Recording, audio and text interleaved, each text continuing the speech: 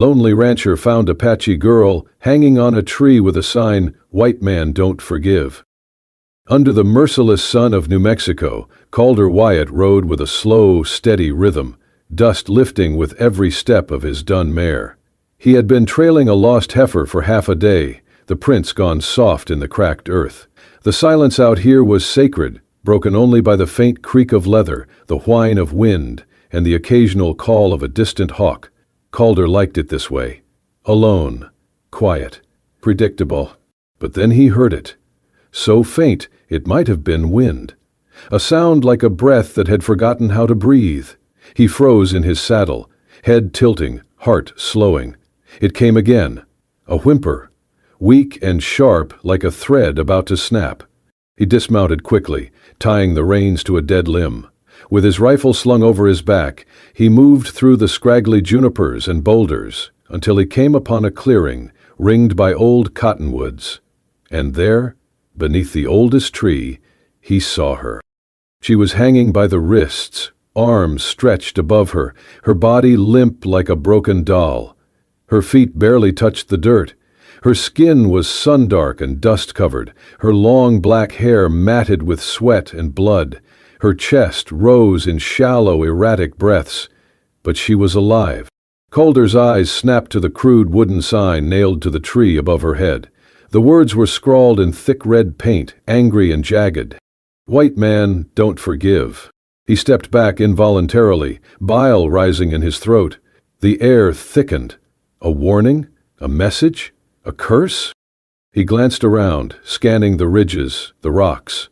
No movement, no sound. Just the wind brushing through dead leaves like whispers. His hand went to the knife on his belt. "Christ," he muttered, "what the hell did they do to you?" The girl stirred, barely. Her head lolled forward and he saw the raw burn marks where the rope bit into her wrists. He swallowed hard. "You hear me, girl?" he asked, voice hoarse. No response. "I am not here to hurt you," he said softer, almost to himself. His boots crunched forward, closer. He could see her face now, young, maybe 18, with a high brow and a strong jaw, her cheeks hollow from thirst. There was dried blood on her lip. He reached up, touched the rope. It was twisted mesquite fiber, harsh and old. Whoever tied it had meant for her to suffer, not just hang. He pulled out his knife. His fingers trembled. That sign. It screamed at him. He heard echoes of things he never said, never did. And yet, it made him guilty. It made him hesitate. But she groaned again, and that sound undid him. "I ain't all of 'em," he whispered, blade slipping into the rope. "I ain't that." But with one firm slice, the rope gave way. She fell forward, and he caught her just in time. Her body was warm, burning even, and light in his arms, like she had no bones left. Her eyes fluttered open, dark, frightened, unfocused. Calder eased her down to the ground, one knee in the dust. He poured water from his canteen onto a cloth and dabbed her cracked lips. "Easy now," he said. "You're safe, least for the moment." She blinked once, then again, still no words, but her hand clutched weakly at his sleeve. He looked at the sign one last time, then at her. Then he pulled off his coat and draped it over her shoulders. "You got a name?" he asked gently. "Nothing. Guess we'll find one for you," he murmured. He stood, lifting her with effort, cradling her like something not yet broken. "But for now, you're with me." And with that, Calder Wyatt stepped back into the wilderness, carrying a girl marked for death and a secret heavy enough to hang a man. The sun was dipping low by the time Calder reached his ranch, just a modest outpost clinging to the edges of a desert too stubborn to forget violence. A single windmill creaked on the edge of the fence line, and the old barn sagged like it mourned something. The house itself was one room and a loft, roof patched with old sheet metal, but it stood, solid and honest, like the man who built it. Calder eased the girl from the saddle and carried her inside. She was fevered, her head pressed to his chest, whispering breaths like dry leaves skittering across a stone floor. He laid her on the cot and unwrapped the coat, careful not to startle her. Her eyes fluttered open for a moment, dark and wide and distant, but they watched him. The lantern flickered against the walls as he poured water into a metal basin and set it near her feet. He grabbed a clean cloth from a shelf and knelt. Her legs were bruised, scraped, one ankle swollen. Rope burns marred her wrists like brands. "I ain't gonna hurt you," he said, more to break the silence than to expect any reply. "Just cleanin' up a bit." He dipped the cloth into the warm water and wrung it out. Then, slowly, reverently, he took her right foot and placed it in the basin. She flinched, just barely. He paused, waited. When she did not pull away, he began to wash the dust and blood from her skin, his movements gentle, precise, like he was touching something sacred. The water turned red and brown. He worked in silence, careful not to meet her gaze for too long, though he felt it on him, like a blade drawn halfway, unsure whether to strike or fall. Her lips parted once, as if to speak, but no sound came. "Reckon you don't talk much," he muttered, not unkindly. "That's all right. Silence is better than most things, most days." He finished the first foot, then the other. She let him. When he was done, he wrapped them in soft cloth strips and set her feet gently on a folded blanket. "You remind me of a river I used to camp near," he said quietly, almost to himself. It was dry most of the year, looked dead, but after the rains, it ran fast and deep. Had a name, but the locals called it Quiet Snake. Don't know why, just quiet. He looked at her again, studying her features in the lamplight. Cheekbones sharp as ridge lines, lips cracked but full, dark lashes thick with sand. She was young, too young for this kind of suffering, but there was something old behind her eyes, something that did not flinch from pain, only waited for it to pass. "I'll call you Lena," he said softly, "just for now. You look like a Lena. Quiet, but strong." She blinked once, slowly, no protest, no nod, just breath. Calder stood, hands wet, and reached for a blanket to cover her. He tucked it around her shoulders, then stepped back. "If you're hungry, there's beans. Not much, but better than air." Still no answer. He grabbed his bedroll and dragged it toward the door. He would sleep out by the barn tonight. Give her the space. It was not right for her to be watched by a stranger, especially not one with blood in his past and questions in his eyes. Before he stepped outside, he looked back one last time. She had shifted slightly. Eyes closed, lips no longer trembling. The basin still sat beside the cot, tinged with the color of what had been done to her. He picked it up and emptied it outside, watching the water soak into the thirsty ground.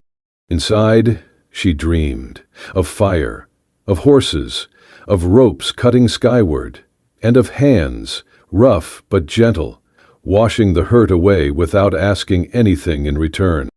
The days that followed passed with the slow rhythm of desert life, but the silence inside the house was different now, thicker, charged with something just beyond reach.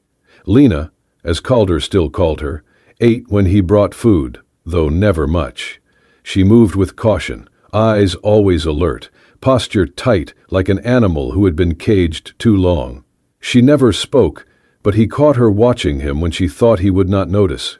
At night, Calder left her the cot and took to the barn, his rifle beside him. He pretended it was to give her space, but the truth was more complicated. He was afraid, not of her, but of what her presence meant. That sign on the tree still burned in his mind.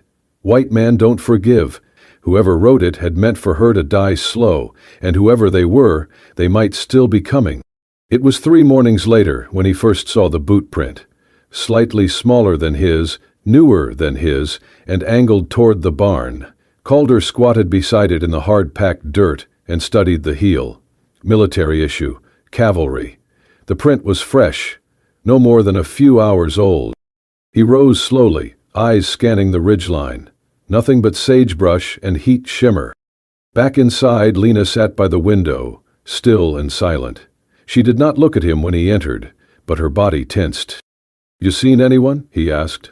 She said nothing, only pulled the blanket tighter around her shoulders. "I think we've got company," Calder murmured, more to himself. That evening he kept the lantern low and stayed by the porch, rifle across his knees. The wind had died. Coyotes howled far off, and the stars blinked into view like ghosts waking up. Lena did not sleep. He could hear her moving inside, pacing the floor in slow circles. It was around midday the next day when the rider came. Dust curled behind the chestnut horse as it approached. The man atop it wore the blue and gold of the U.S. Cavalry. His rifle was holstered, his hat low, his jaw rough with stubble. Calder stepped down from the porch, one hand resting casually on his belt. The soldier reined in his horse and squinted down. "You Calder, Wyatt?" "Depends who's askin'." "Lieutenant Graham, Dust Hollow Station. We're tracking a fugitive." The man pulled a folded notice from his breast pocket and handed it down. "You seen this one?" Calder took the paper, already knowing what it would show. A crude sketch of a young Apache girl. Sharp eyes, long hair. The words, "Wanted for murder and escape. Dangerous.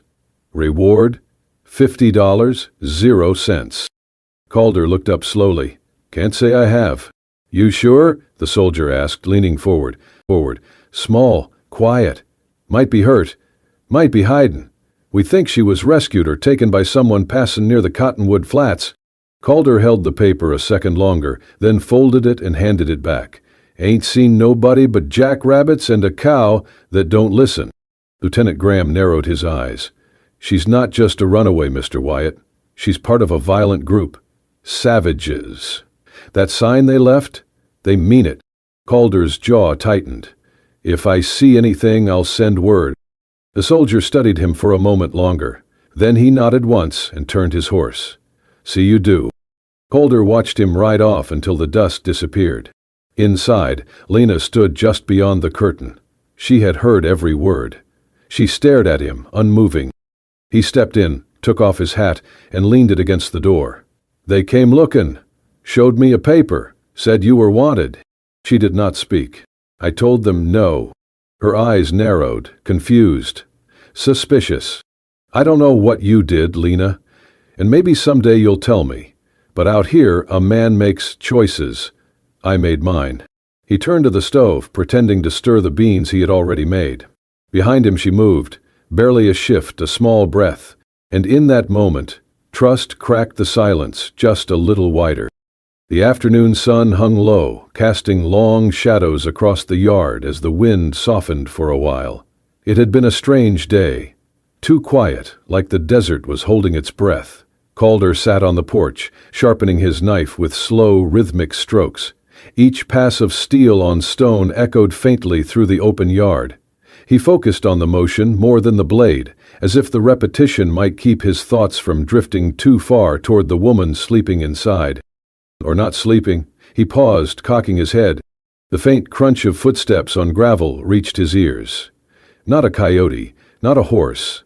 Something lighter, human. He looked up. Lena was outside. It was the first time she had stepped beyond the threshold on her own since he brought her home. Her bare feet touched the earth tentatively, like she was testing if it would still hold her. The woven blanket he had left folded at the edge of her cot hung from her shoulders, trailing like a second skin. She walked slowly, her steps uneven but certain, toward the far end of the yard where the barn stood watch. Calder set the knife aside, not moving at first. He watched her, not wanting to shatter the moment. She looked smaller in the light, more fragile, and yet something in the way she moved had changed. She was not escaping, she was reclaiming. She reached the bare patch of dirt near the barn, a place where the wind had swept clean all debris. There she knelt, carefully, as if kneeling before something sacred, and let the blanket fall to her elbows. Her fingers moved with purpose as she picked up a stick and began to draw in the dust. Only then did Calder rise. He walked over slowly, boots quiet on the dirt, giving her space. He stood a few feet behind her, watching her hand trace lines into the earth. In the dirt she had drawn a bird, wings stretched wide, mid-flight, but flames encircled it like a burning crown. The lines were bold and sharp, etched with tension. The bird looked alive and in agony, its wings angled upward, as though trying to escape the fire or rise with it. Calder had seen war, seen symbols carved into rifles and burned into skin, but this was something older, a cry, a prayer. He squatted beside her, his voice low and respectful. "What's that?" Lena did not look up. Her face remained still, eyes focused on the drawing. For a long moment she said nothing, as if deciding whether or not to let the memory free. Then she spoke. "Bird in fire," she said, voice dry and cracked, like the riverbeds in midsummer. "My people's sign." Calder remained silent, his eyes never leaving the image. She tapped the center of the bird with the stick. "This was my father's, our family. We painted it on tents, carved it on boughs, always flying, always fire." Calder could feel the tension in her body, the way her shoulders pulled back, the tightness in her jaw. She was bracing for something. "They come. Soldiers. Whitecoats. Last spring," she continued haltingly, "say we must move. Far. Dry place. No food, no water. Say we're danger." She paused. The stick in her hand trembled. "We say no. We stay. We fight." Her voice thinned. "They burn. Kill. My mother. My 2 brothers. Burn the old ones inside the tent." Calder clenched his fists slowly, jaw tight. Something old and angry stirred in his chest. "I run. Hide. They find me. Beat. Tie me. Call me thief. Say I took rifle. I didn't." Then she turned, locking eyes with him for the first time. There was fury in her voice now. "I did not steal. I did not kill. I did nothing wrong." Her voice echoed in the open air like thunder across dry land. Calder did not speak for a moment. Then his voice came, low but certain. "I believe you." She turned back to the dirt, dropped the stick. Her hands fell into her lap, then her shoulders began to shake. At first she made no sound, just silent tremors. But then the sobs came, raw and unfiltered. She curled forward, arms wrapped around her knees, hair falling like a curtain. The pain was too big for her body, and it poured out in waves. Calder stayed beside her, unmoving, unmoved. He did not reach for her, did not try to comfort with empty words.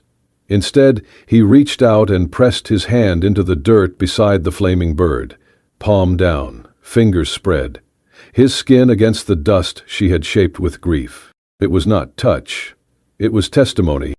She felt it. Eventually her breathing slowed. She lifted her head, her face streaked with dirt and tears. Their eyes met, unshielded. "You can call me Lena," she whispered. Calder gave a small nod, voice like gravel and wind. "All right then. Lena it is." They sat together in silence as the sun slid behind the ridge and the fire bird in the dirt faded into shadow. But its ashes, like the truth, remained. That night the wind whistled low through the rafters, whispering through the thin walls like a ghost remembering its name.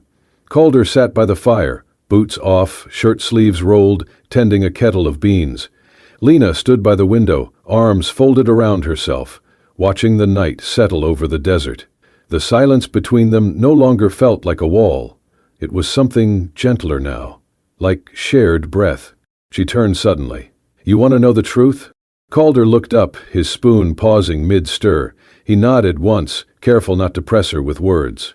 She walked slowly to the table, sat across from him. Her voice was quiet but clear. "My father was a minor chief," she began. "Our band small, peaceful.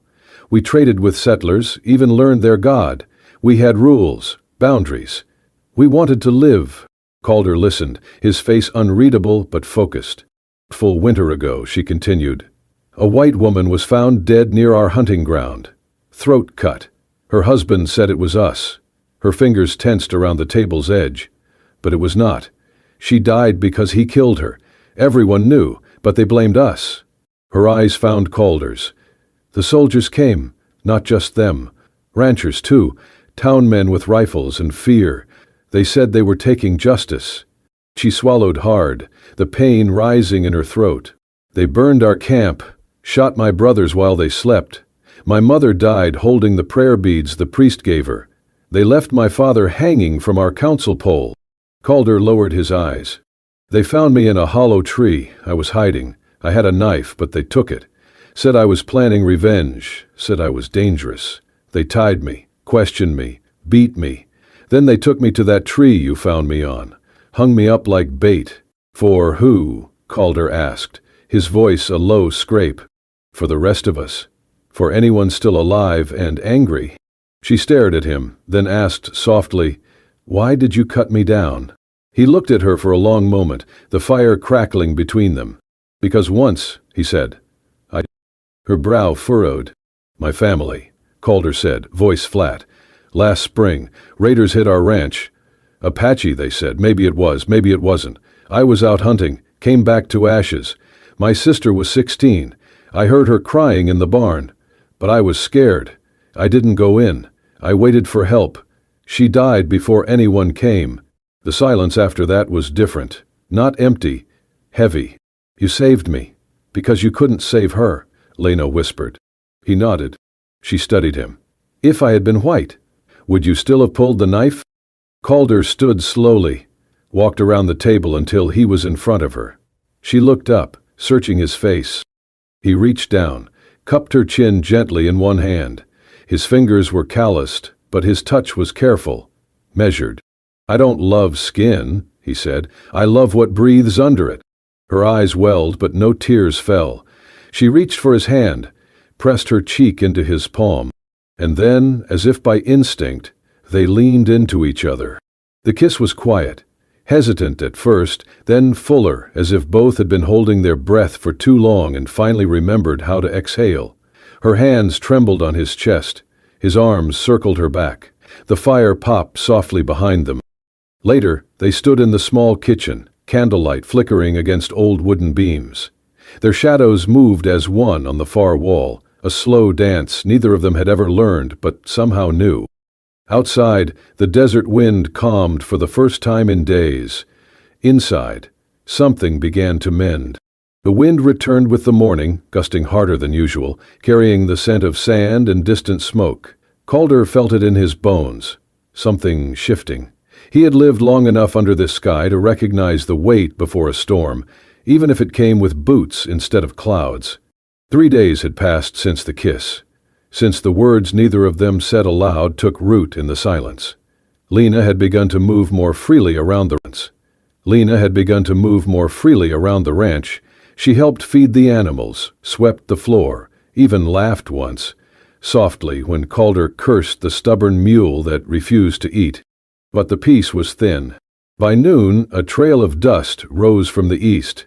Calder stood by the fence, jaw tight, rifle resting against the porch.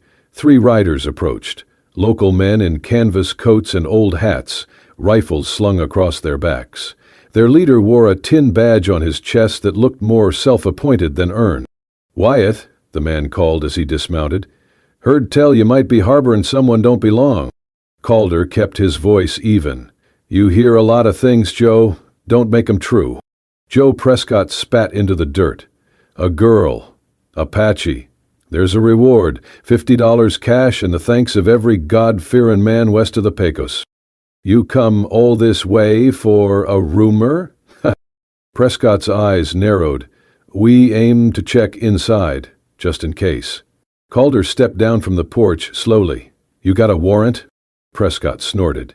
"You think this is a court, Wyatt?" The other 2 men shifted in their saddles, hands near their weapons. The air hung brittle. "I'm the only one lives here," Calder said, voice calm. "Ain't no girl, just ghosts and goats." Prescott stared at him for a long moment, then gave a tight nod. "If you're lying, you'll burn with her." They rode off without checking the house, but the message was clear. They would be back, with more men, and less patience. That night, Calder sat by the fire behind the barn, the stars hidden behind heavy clouds. In his hand was the crude wooden sign he had pulled from where he buried it. Faded now, but still readable, still hateful. "White man, don't forgive." He stared at it for a long time, fingers brushing over the letters. Then he stood and carried it to the fire pit. No ceremony, no speech. He laid it down among the kindling and struck a match. The flames rose slowly, then swallowed the words in orange and gold. The wood cracked and curled inward, as if the hate itself resisted dying. Behind him, footsteps. Lena. She wore one of his old coats, too large on her frame, the sleeves rolled twice. She stepped beside him, eyes on the fire, not speaking. But her presence spoke enough. The flames danced in her eyes, reflecting something that looked like mourning, and something like freedom.